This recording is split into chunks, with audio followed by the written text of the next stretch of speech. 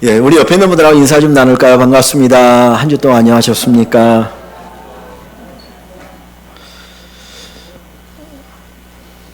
귀한 예배에 오신 여러분들 주님의 이름으로 축복하고 환영합니다. 하나님 주시는 귀한 은혜가 있기를 간절히 사모합니다.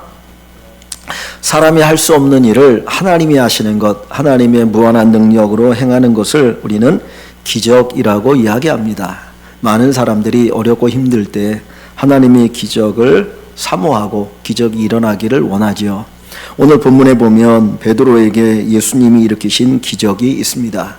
베드로가 어느 날 고기를 잡는데 밤새도록 수고해서 고기를 잡지만 잡은 것이 없었습니다. 야, 오늘 공쳤네. 뭐 이런 날이 다 있나. 그리고 이제 아침이 되어서 그물을 씻고 집에 가려고 하는데 수많은 사람들이 몰려들기 시작합니다. 왜냐하면 거기에 예수님이 찾아오셨기 때문입니다. 어떻게 사람들이 알았는지 이른 아침부터 예수님에게 하나님의 말씀을 듣기 위해서 몰려들기 시작합니다.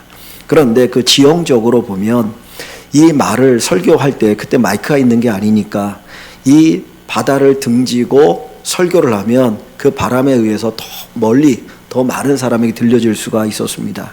그때 예수님께서 한 배를 보셨는데 그게 바로 베드로의 배였습니다.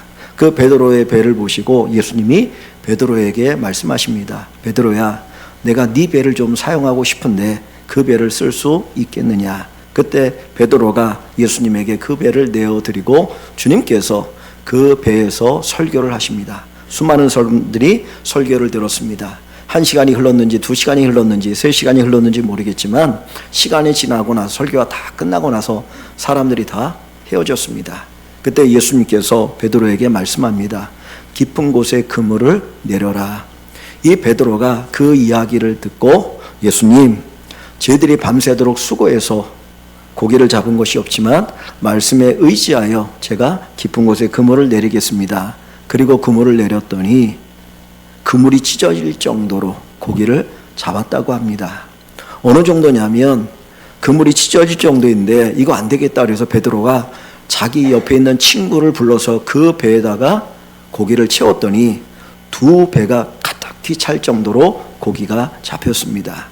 그 당시에 보통 한 배는 한 10명 정도 탈 수 있는 배였기 때문에 거기에 고기를 가득 채우면 1톤 정도의 고기를 채울 수 있다고 그래요. 1톤 정도면 우리가 보통 쓰는 트럭에 가득 채워야 되는 것이죠. 2톤의 고기를 한순간에 잡을 수 있었던 겁니다. 친구 목사님 가운데 낚시를 좋아하는 분이 있어요. 저는 여태까지 고기를 잡아서 한 마리도 잡은 적이 없는데 이 낚시를 좋아하는 목사님이 이런 얘기 저런 얘기해서 어느 날 그 월요일 날 한번 같이 이제 간 적이 있어요. 잡아가지고 회를 떠주겠다고. 그래서 큰 기대를 가지고 갔거든요. 뭐 고기나 여기 있고 뭐 이쪽 이런 데가 고기 많다고 딱 그랬는데 그날 잡은 고기가 요만한 거 2마리 잡았습니다. 그래가지고 겨우 한 점 이제 맛보고 왔던 기억이 있는데 대단한 능력을 가진 그리고 아주 특출한 그런 어부도 공치는 날이 있거든요. 그런데 예수님께서 그 베드로에게 놀라운 기적을 일으켜 주셨다라는 겁니다. 우리 일상의 삶에도 하나님께서 이런 기적을 일으켜 주셨으면 좋겠어요. 우리의 생업에 우리가 살아가는 삶 속에서 정말 기적이 필요할 때 하나님께서 기적을 일으켜 주시면 얼마나 좋을까. 2025년도를 보내면서 하나님께서 이 어려운 때에 우리에게 기적을 일으켜 주시면 베드로가 밤새 수고했지만 잡은 것이 없을 때 주님이 찾아와서 기적을 일으켜 주신 것처럼 여러분의 삶에도 하나님께서 생업에 기적 일으키시는 귀한 은혜가 있기를 소망합니다. 베드로가 이 기적을 체험할 수 있었던 이유는 2가지 조건이 있습니다. 첫째는 주님이 그 배를 쓰시고자 할 때 내어드렸다는 거예요. 주님, 기꺼이 쓰십시오. 제가 이 배를 내어드리겠습니다. 그리고 배를 내어드린 것이 첫 번째고, 2번째는 내 생각과 내 경험과 내 지식에는 맞지 않지만 예수님이 말씀하실 때 제가 말씀에 의지하여 그물을 내리겠습니다. 순종할 때 기적이 일어났습니다. 여러분의 것을 내어드리는 그 마음이 기적을 일으킵니다. 주님이 쓰시고자 하면 주님 보잘것없지만 주님 쓰십시오. 주님 뭘 쓰길 원하십니까? 주님이 쓰시고 싶은 대로 마음껏 쓰십시오. 그리고 내어드리면 그게 기적의 도구가 되는 거예요. 어린아이가 보리떡 5개, 물고기 2마리를 주님 앞에 내어드릴 때 그것이 기적의 도구가 되어서 남자 장정마 5,000명이 넘는 그런 놀라운 기적을 경험하지 않습니까? 오늘도 하나님께서 우리에게 기적을 일으키고 싶은데 내가 내어드려야 기적을 일으킬 수 있습니다. 하나님이 여러분들에게 내어놓기를 원하시는 것이 무엇입니까? 큰 거 작은 거 필요 없습니다. 마음입니다. 그 마음을 가지고 내어놓고 그것을 통해서 기적 일으키시는 은혜를 꼭 경험하길 원합니다. 두 번째는 말씀에 의지하는 거죠. 말씀에 의지하여. 베드로는 자기의 경험, 자기의 지식과는 전혀 맞지 않아요. 베드로는 오랫동안 갈릴리 바다에서 고기를 잡았던 사람이고 어디에 물고기가 많은지 잘 아는 사람이거든요. 그런데 깊은 곳에는 고기가 없어요. 그러나 내 경험 뒤로 하고 내 지식 다 뒤로 하고 그냥 예수님을 신뢰하고 그 말씀에 순종해서 그물을 내렸더니 찢어질 정도로 고기를 잡았다는 거예요. 여러분, 올 한 해 하나님을 온전히 신뢰하고 의지하고 말씀을 의지하면서 살아가시기를 바랍니다. 거기에 하나님의 기적이 일어납니다. 이 기적을 깊이 체험하는 우리 일강의 식구들이 되어서 내가 예수 믿었더니 하나님은 내 인생에 복을 주셨더라. 내 일상의 삶에 이런 복을 주셨습니다라고 하는 그런 고백과 간증이 넘치는 한 해가 되기를 주의 이름으로 다시 한번 간절히 축원합니다. 여러분, 베드로가 순종하는 게 쉬운 일이 아니거든요. 사실 베드로가 밤새도록 고기를 잡지 않았습니까? 그런데 잡히지 않았거든요. 아침이 되어서 그물을 찢고 집에 가고 싶은 거예요. 가서 이제 좀 쉬고 싶은 거죠. 사실 고기를 많이 잡았으면 피곤한 줄 몰랐을 거예요. 야, 이거 팔면 얼마를 받을 수 있을까? 이거 가지고 뭘 살 수 있을까? 기대감이 있잖아요. 그런데 한 마리도 잡지 않았기 때문에 그날은 팔이 날리고 피곤해서 누가 오는 것, 누가 시키는 것 순종하는 게 쉽지 않습니다. 그런데 베드로는 피곤함에도 불구하고 귀찮음에도 불구하고 어떻게 해요? 순종하는 거예요. 그때 기적이 있어요. 하나님의 말씀에 순종하는 게 항상 준비된 상태가 아니라는 겁니다. 진짜 하기 싫을 때가 있죠.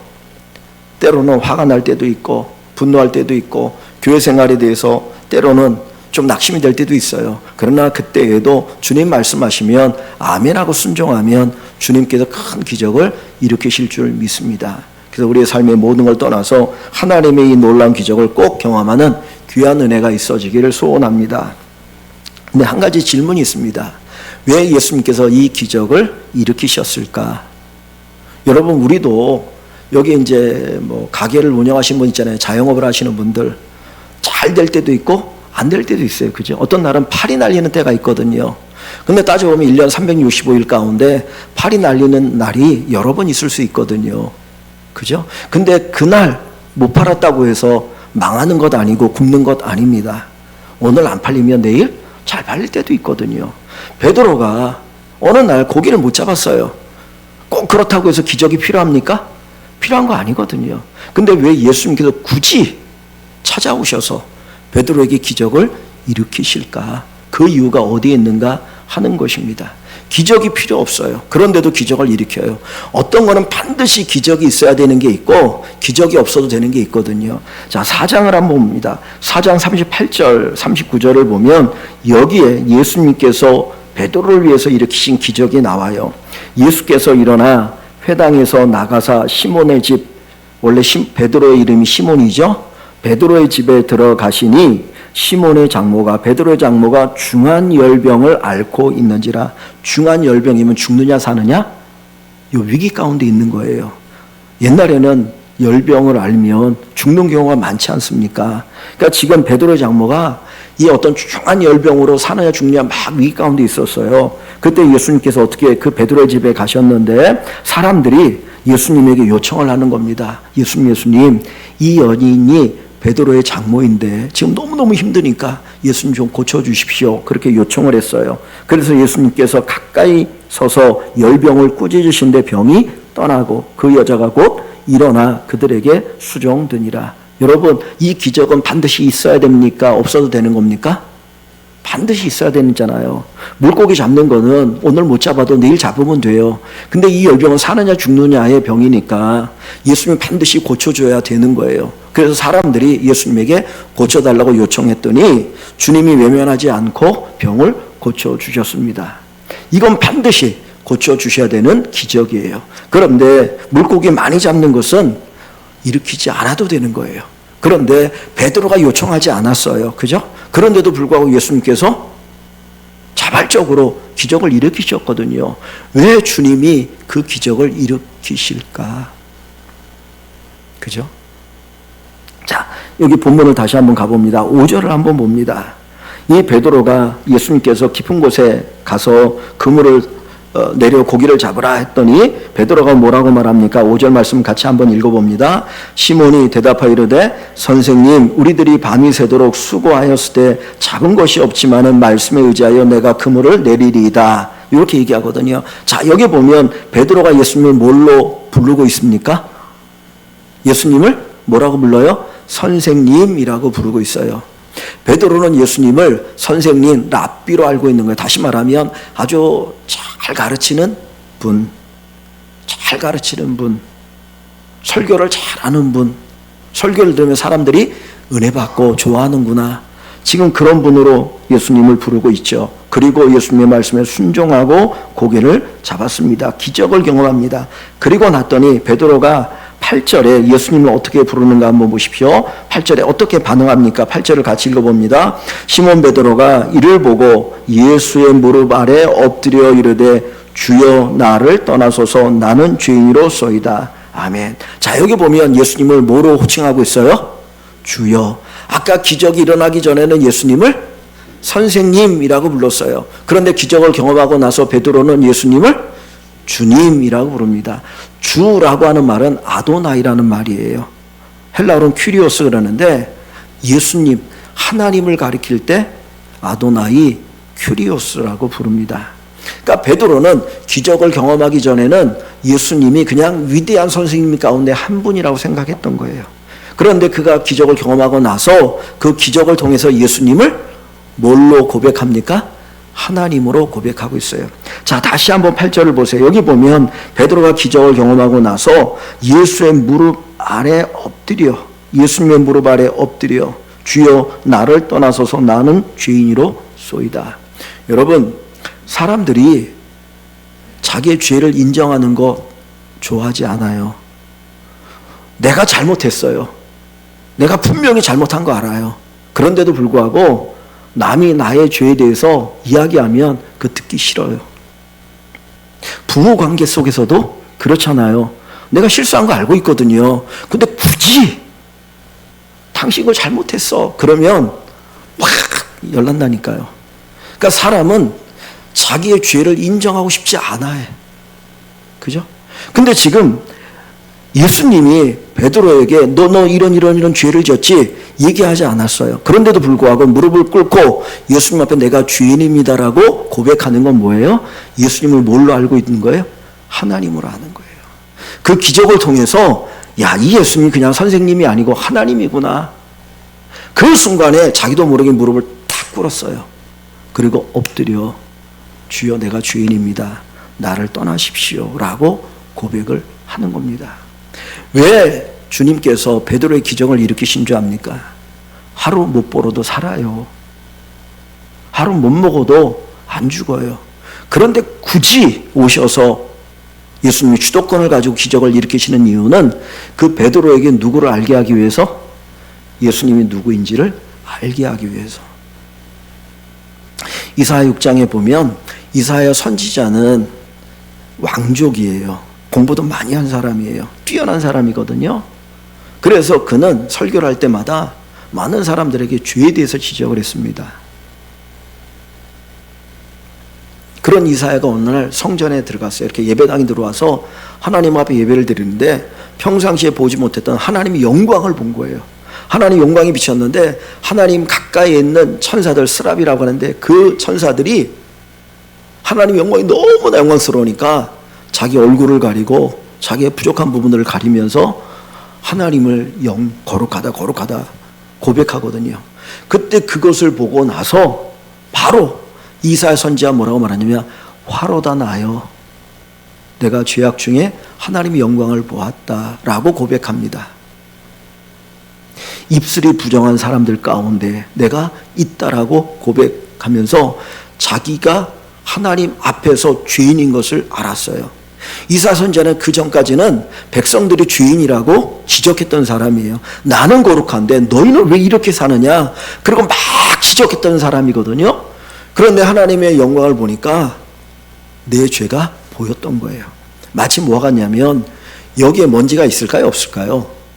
먼지가 많을 거예요 아마. 근데 안 보이거든요. 그런데 햇볕이 딱 한 줄기로 빛을 쫙 비치면은 먼지가 보입니까? 안 보입니까? 먼지가 막 날아다니는 게 보여요. 그럼 나도 모르게 코를 막잖아요. 평상시에는 안 보여요. 그런데 하나님을 만나면 보이는 게 죄예요. 왜? 하나님 너무 거룩하니까. 지금 베드로가 바로 그 경험을 하는 거예요. 기적을 통해서 예수님이 하나님인 것을 알았고 그 하나님 앞에서 내가 죄인이라는 것을 알게 되었고 그것을 고백하지 않으면 안 될 수밖에 없는 그런 상태에 이르렀다는 겁니다. 여러분, 일상의 기적도 귀하지만 그보다 더 큰 기적이 있어요. 뭐냐면 예수를 아는 기적이에요. 예수님을 알고 만나고 예수님이 하나님인 것을 고백하는 것이 진짜 기적입니다. 내가 일상의 삶 속에서 엄청난 기적을 경험해도 예수가 누구인지 모르면 그거는 헛된 거예요. 마태복음 16장 16절 한번 봅니다. 성경 구절 한번 띄워줄래요? 마태복음 16장 16절 같이 한번 읽어봅니다. 시몬 베드로가 대답하여 이르되 주는 그리스도시요 살아계신 하나님의 아들이시니이다. 자, 이 얘기는 어떤 얘기냐면 예수님께서 가이사랴 빌립보라고 하는 저 윗지방에 제자들 데리고 가셨어요. 그리고 제자들이 물어봅니다. 야, 사람들이 나를 누구라고 하느냐? 그랬더니 제자들이 어떤 사람은 세례 요한이라고 하고 어떤 사람은 엘리야라고 하고 어떤 사람들은 선지자 가운데 하나라고 얘기합니다. 그러자 예수님이 제자들이 물었어요. 그러면 너희는 나를 누구라고 하느냐라고 물었더니 베드로가 대답한 이야기예요.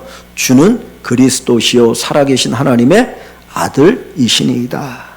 예수님에 대한 고백이죠. 예수님이 누구인지를 고백하는 거예요. 예수님 당신은 그리스도시고 살아계신 하나님의 아들입니다. 그리스도란 말은 우리의 구원자란 말이에요. 예수님은 나의 구원자시고 나의 하나님이십니다 라는 고백을 하는 거예요. 자, 그랬더니 주님이 그 이야기를 들으시고 뭐라고 말하는지 17절 한번 봅니다. 17절 같이 읽어볼게요.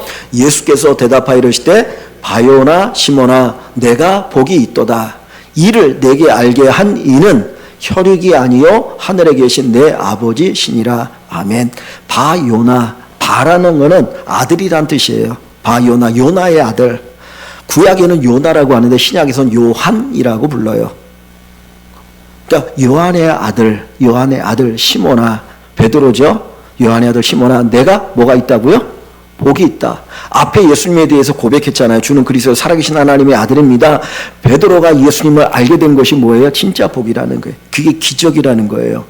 여러분, 우리가 돈을 많이 벌어서 세상에서 높은 자리에 권세를 가지고 막 다 누리고 살아서 복이 아니라 예수 그리스도를 알면 그게 뭐예요? 복이고 그게 기적인 거예요. 자, 그 뒤에 한번 봅니다. 다시 그 뒤에를 봅니다. 17절. 자, 뒤에 이를 한번 같이 읽어봅니다. 시작. 이를 내게 알게 한 이는 혈육이 아니요 하늘에 계신 내 아버지시니라. 여러분, 예수님이 나의 구원자고 하나님인 것을 알게 한 이는 혈육이 아니요 네 지식이 아니라는 거예요. 네 경험이 아니라는 거예요. 누가 알겠다고요? 하늘에 계신 내 아버지 하나님이 알겠다는 거예요. 그러니까 우리가 예수를 아는 것은 기적입니까? 아닙니까? 이게 기적이에요. 우리 스스로는 알 수가 없다니까요. 우리의 이 머리로 이 세상의 지식 가지고는 알 수가 없어요. 그래서 하나님께서 우리에게 알려주셔서 우리가 예수님을 알게 된 것입니다. 여러분, 예수를 아는 것이 하나님이 우리에게 베푸신 기적이에요. 이게 어마어마한 기적입니다. 자, 고린도전서 1장 21절을 봅니다. 고린도전서 1장 21절 한번 같이 읽어봅니다. 하나님의 지혜에 있어서는 이 세상이 자기 지혜로 하나님을 알지 못하므로 하나님께서 전도에 미련한 것으로 믿는 자들을 구원하시기를 기뻐하셨도다. 아멘. 이 세상이 자기 지혜로 하나님을 알지 못함으로. 여러분, 이 세상의 지혜로 하나님을 알 수 있어요? 없어요? 없어요. 이 세상의 지식과 지혜로는 하나님을 알 수가 없어요. 알 수 없어요. 누가 우리에게 알려주셔야 됩니까? 하나님이 알려주셔야 됩니다. 내가 예수 믿은 것은 하나님의 은혜로, 하나님의 기적으로 예수 믿는 거예요. 그래서 믿음은 하나님의 선물입니다. 여러분, 이 자리에 나와 있는 게 얼마나 큰 기적인지 아세요? 얼마나 기적이에요. 여러분, 다른 사람들이 예수 믿으라고 해보십시오. 그 사람들이 예수 잘 믿습니까? 안 믿어요. 그런데 우리가 예수를 믿는다는 것은 하나님께서 우리의 마음을 열으셨고 우리에게 계시를 주시고 성령에 감동하셔서 우리가 예수님 알고 믿는 거거든요. 그래서 이게 더 큰 기적이에요. 이 세상에 물고기를 많이 잡은 거는 세상에서의 잠깐 누리는 기적일 뿐이에요. 그런데 우리가 예수를 믿으면 그 기적은 영원한 천국에서 영생을 누리며 사는 기적입니다. 그죠? 우리가 조금 전에 뭡니까? 뭐라고 그래야 됩니까? 갑자기 단어가 생각이 안 나. 교동문. 교동문 있잖아요. 교동문이 어디입니까? 시편 90편이에요. 시편 90편은 누가 지은 시냐면 모세가 지은 시예요. 인간의 연수가 70이야 강건하면 80이라. 이 땅에 살아가는 게 70, 80, 많이 살면 90이에요. 그죠? 그러나 인간의 연수의 자랑이 뭐라고 얘기합니까? 수고와 슬픔뿐이라. 훅 하고 지나간 인생이에요. 그런데 하나님이 이 삶이 아니라 우리에게 영원한 삶을 주셨다는 게 이게 얼마나 큰 복입니까? 그죠? 근데 그것이 어떻게 가능해요? 예수를 알므로, 예수를 믿음으로. 그래서 우리가 예수를 믿음이 하나님의 은혜요, 하나님의 복이요, 하나님의 기적입니다. 이 기적을 경험한 사람이 진짜 기적의 사람인 겁니다. 여러분, 우리가 잘 아는 찬송이 있어요. 나 같은 죄인 살리신 주 은혜 놀라와. 그죠? 어메이징 그레이스라고 하죠. 나 같은 죄인 살리신 주 은혜 놀라와. 이 찬송을 작사한 사람이 존 뉴턴입니다. 존 뉴턴. 이 사람이 어떤 사람이었냐면 노예 무역을 하는 사람이에요. 아프리카에서 흑인들을 잡아다가 영국에 노예로 파는 일을 했던 사람이 존 뉴턴이거든요. 근데 어느 날 아프리카에서 흑인들을 잡아다가 이제 영국에 팔려고 가는 거예요. 큰 배에 흑인들을 가득 실었죠. 근데 여러분, 흑인들을 실을 때에 그 배 안에 화장실이 없어요. 자기들이 쓰는 곳에는 화장실이 있는데 흑인들이 있는 곳에 화장실을 안 만들어요. 마치 돼지들을 싣고 움직일 때 화장실이 없잖아요. 그럼 돼지들이 그냥 싸고 거기에서 뒹굴고 그러잖아요. 이 흑인들도 그렇게 해요. 그래서 자기가 싼 데서 냄새 나는 데서 그냥 그러면서 한 달이고 두 달이고 배를 타고 아프리카에서 가는 겁니다. 그러면 사람이 뭐가 되냐면 짐승이 되는 거예요. 그래서 그걸 통해서 너희는 짐승이야, 사람이 아니고, 그렇게 만들어가지고 짐승의 의식을 갖게 만들고 팔거든요. 근데 그 일을 누가 했느냐? 존 뉴턴이 합니다. 그런데 어느 날 배를 타고 가는데 큰 풍랑을 만나가지고 배가 완전히 침몰할 위기에 처해 있어요. 그때 존 뉴턴이 하나님을 찾습니다. 하나님, 한 번만 살려주십시오. 한 번만 살려주십시오. 하나님께서 기적을 일으키셔서 그 배가 안전하게 항구에 도달하고 그 기적을 통해서 존 뉴턴이 예수를 믿게 돼요. 영접하게 돼요. 그리고 나서 그가 고백한 노래가 주 은혜 놀라와. 잃었던 생명 찾았고 방탕하게 살았던 그 삶을 회개하고 변화되어진 인생이 되어집니다. 여러분, 예수를 아는 지식 기적입니다. 예수님을 믿는다고 하는 건 하나님의 놀라운 기적입니다. 이 기적을 경험하지 않으면 이 땅에 수많은 걸 누리고 살아도 그건 아무 소용이 없어요.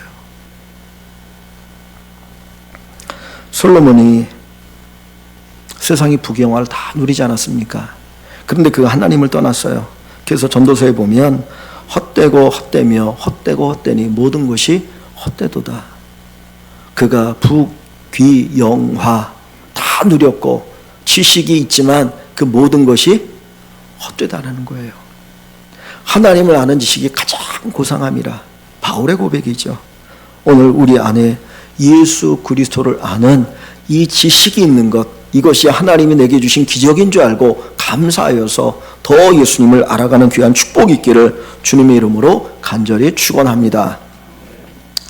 예수님께서 베드로의 고백을 들으셨습니다. 그리고 나서 주님께서 베드로에게 이렇게 말씀하십니다. 자, 10절 말씀을 한번 같이 봅니다. 10절 같이 볼게요. 세베대 아들로서 시몬의 동업자인 야고보와 요한도 놀랐습니다. 예수께서 시몬에게 이르시되 무서워하지 말라. 이제 후로는 내가 사람을 취하리라 하시니 그들이 베드로를 육지에 대고 모든 것을 버려두고 예수를 따르니라. 자, 여기 보면 주님께서 그 이야기를 들으시고 베드로를 어떻게 하십니까? 내가 사람을 취하리라. 다시 말하면 사람 낚는 어부, 사도, 제자로 부르시지요. 즉 복음의 일꾼으로 부르시는 것을 볼 수가 있습니다. 여러분, 오늘 본문에는 세 개의 기적이 있어요. 첫 번째는 생업의 기적이에요. 그죠? 두 번째는 예수님을 아는 기적이에요. 세 번째는 사명의 기적이에요. 사명의 기적. 예수님께서 베드로에게 내가 이제 후로는 사람을 취하리라. 즉 다시 말하면 주님의 일꾼으로 하나님이 부르신다는 거예요. 내가 되고 싶어서 되는 게 아니고 하나님이 불러주셔야 되는 것입니다. 이사야 선지자가 주여 내가 여기 있습니다. 나를 보내소서. 누가 우리를 위하여 갈고 할 때 이사야 선지자는 주님 제가 여기 있습니다. 나를 보내십시오. 주님 앞에 쓰임 받습니다. 하나님이 우리를 쓰신다고 하는 것, 우리를 부르신다고 하는 것 절저한 하나님의 은혜요, 하나님의 기적입니다. 디모데전서 1장 12절입니다. 한번 같이 볼까요? 디모데전서 1장 12절 성경 구절 1장 12절 같이 봅니다. 나를 능하게 하신 그리스도 예수 우리 주께 내가 감사함은 나를 충성되이 여겨 내게 직분을 맡기심이니 아멘. 바울이 하나님 앞에 감사하는 건 뭐예요? 나를 충성되이 여겨 내게 뭐를 맡기셔요?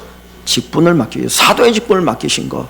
내가 사도가 되어진 것이 하나님의 은혜다, 하나님의 기적이다, 그것을 고백하고 있는 겁니다.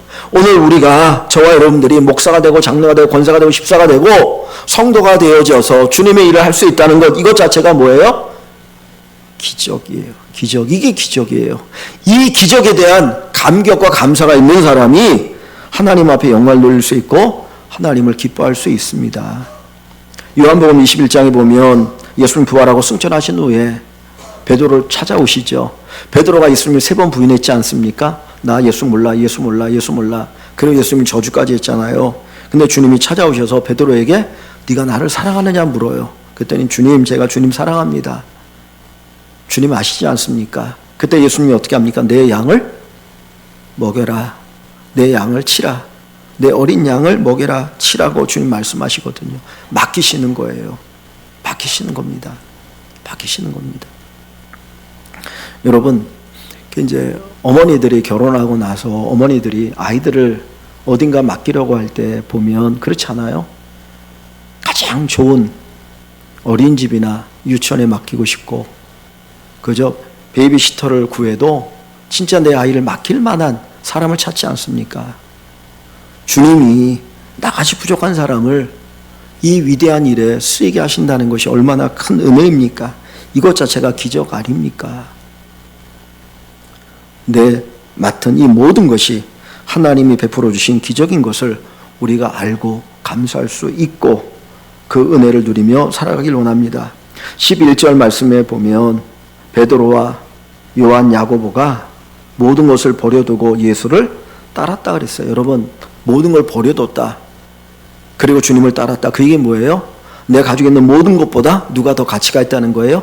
예수님이 가치가 있다는 거예요. 내게 주신 사명이 가치가 있다는 거예요. 그 가치를 아니까 내려놓게 됩니다.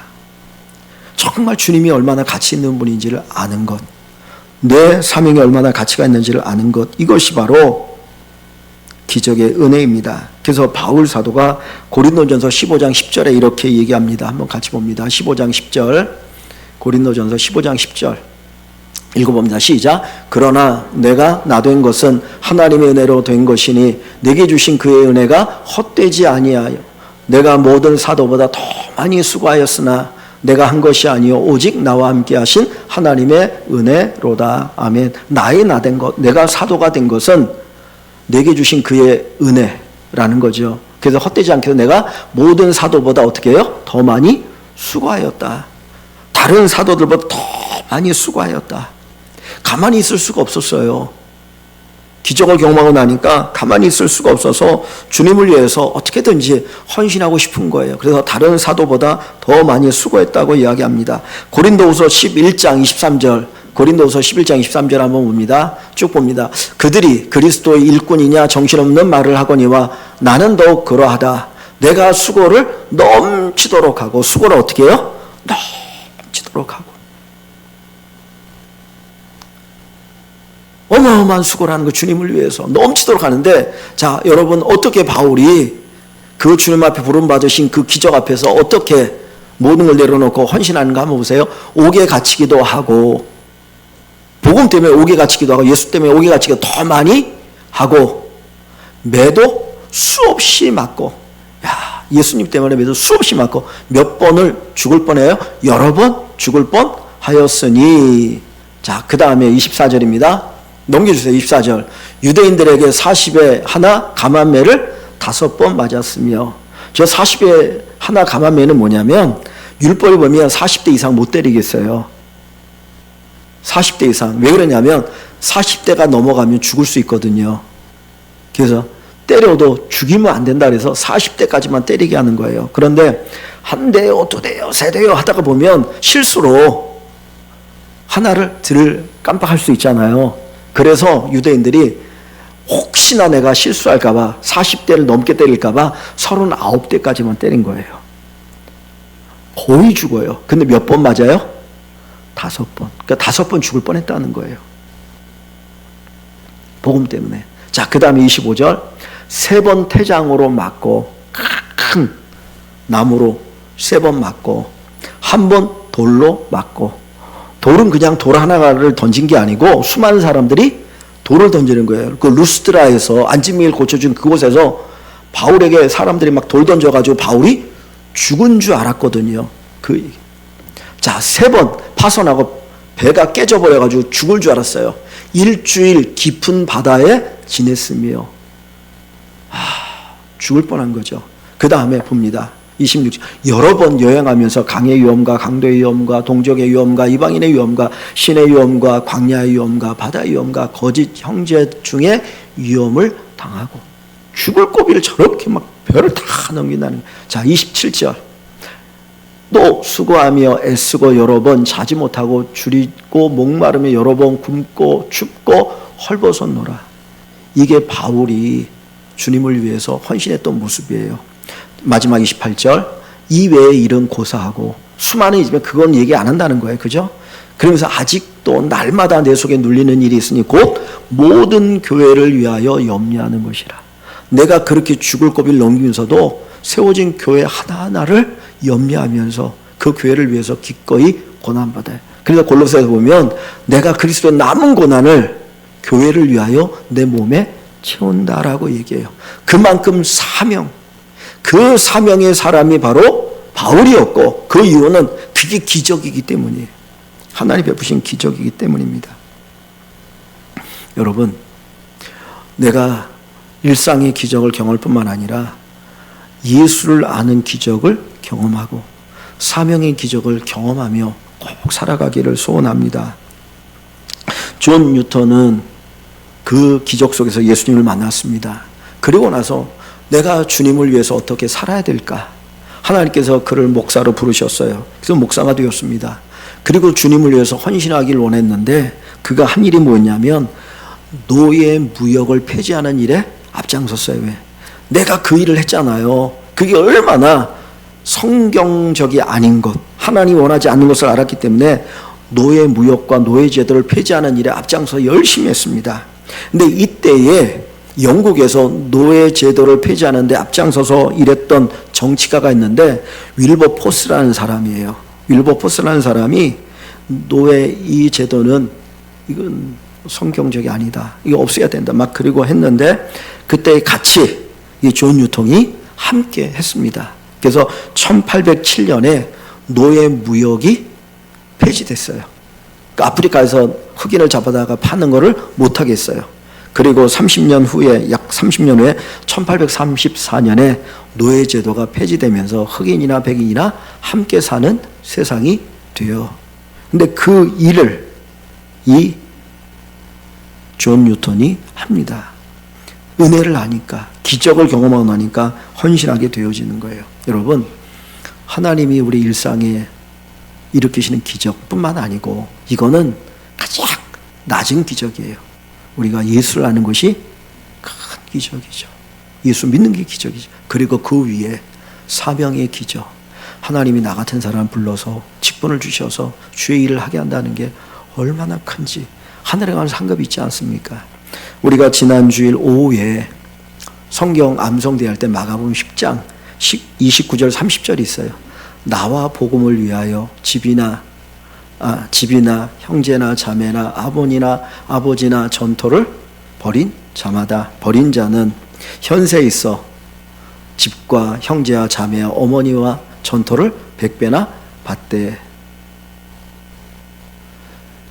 박해를 겸하여 받고 내세에 영생을 받지 못할 자가 없느니라. 여러분, 우리가 주님을 위해서 버린 게 뭐 있습니까? 버린 게 있어야 100배를 받는다는데, 사명이 기적인 줄 알면 내려놓을 수 있어요. 그래서 바울 사도도 빌립보서에 보면 내가 이제까지 보화로 여겼던 모든 것들을 다 내려놓고 뭘로 여긴다고요? 배설물로 여긴다. 가치 없는 거. 왜? 예수를 하는 짓이 가장 고상하기 때문에. 주님을 위해서 헌신하며 사명 가지고 사는 것이 최고의 가치 있는 것을 알았기 때문에 다 내려올 수 있었어요. 기적 위에 기적입니다. 기적 위에 기적입니다. 우리 사는 성도 여러분, 여러분의 삶 속에 이 기적 위에 기적을 경험하시는, 그래서 예수 그리스도를 아는 이 믿음으로 그리고 사명을 가지고 살아가는 우리 교회가 되어서 2025년도가 하나님 앞에 영광이 되어지고 우리에게 하나님 놀라운 복이 임하는 축복이 있기를 주의 이름으로 간절히 축원합니다.